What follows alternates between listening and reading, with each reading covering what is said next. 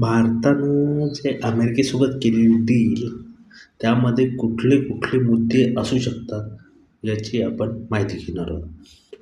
तर भारतानं केलेली अमेरिकेसोबत डील यांनी म्हणजे इस्राईल आपलं रूसकडनं ते क्रूड ऑइल तेल न घेता त्यांनी व्हेनेझुएलाकडनं घ्यायला पाहिजे, असा एक ट्रेंडचा म्हणजे अमेरिकेने मांडलेला मुद्दा आणि त्याला भारतानं होकार दिला आहे, असंच म्हणावं लागेल.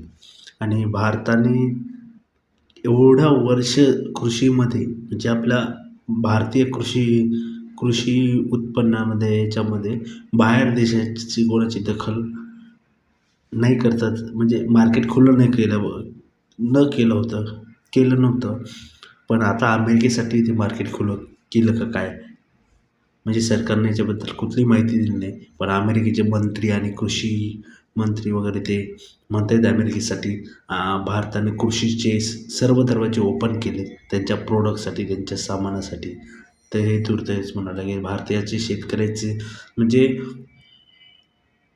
दुप्पट इन्कम करणार असं मोदीजींचं म्हणणं होतं भारताच्या शेतकऱ्यांचं.